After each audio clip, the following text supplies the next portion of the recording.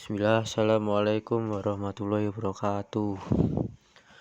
Sebelumnya perkenalkan, nama saya Faisal Lutfiansyah dengan NIM 212111206 Radio Hukum Ekonomi Syariah. Di sini saya akan membahas apa itu pemikiran aliran Mu'tazilah.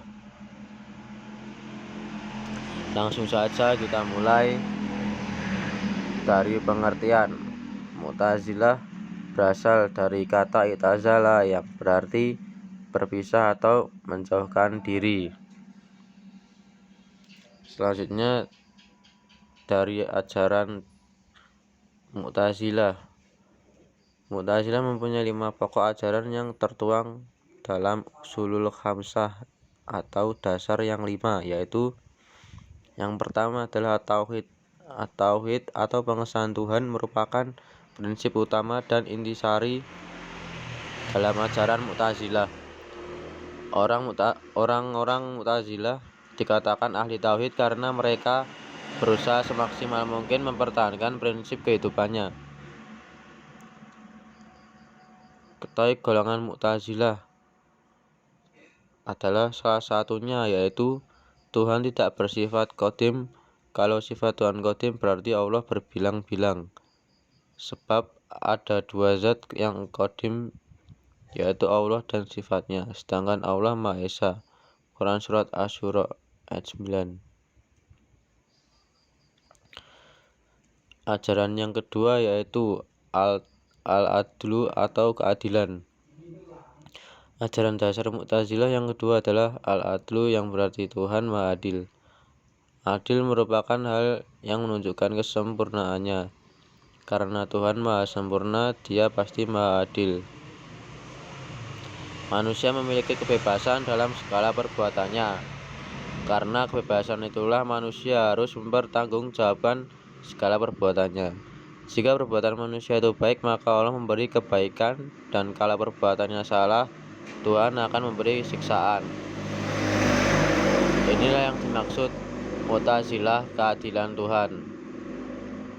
Mereka berpendapat, yang pertama, Tuhan menguasai kebaikan serta tidak mengendaki keburukan. Dan yang kedua adalah manusia bebas berbuat. Kebebasan itu karena kodrat atau kekuasaan yang dijadikan Tuhan pada diri manusia. Ajaran yang ketiga yaitu al-wa'du wal wa'id atau janji dan ancaman. Prinsip janji dan ancaman yang difahamkan kaum Mu'tazilah adalah untuk membuktikan keadilan Tuhan sehingga manusia dapat merasakan balasan Tuhan atas segala perbuatannya. Quran Surat Al-Zalzalah. Ajaran keempat yaitu al-manzilah bain al-manzilalatain atau tempat di antara 2 tempat, yaitu sebagaimana yang telah diuraikan bahwa yang dimaksud dengan al-manzilah bain al-manzilatain adalah posisi menengah bagi orang mukmin yang telah melakukan dosa besar selain dosa musyrik.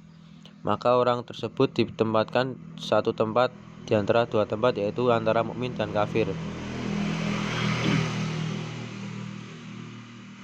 Selanjutnya adalah amar ma'ruf nahi mungkar atau menyuruh kebaikan dan melarang keburukan.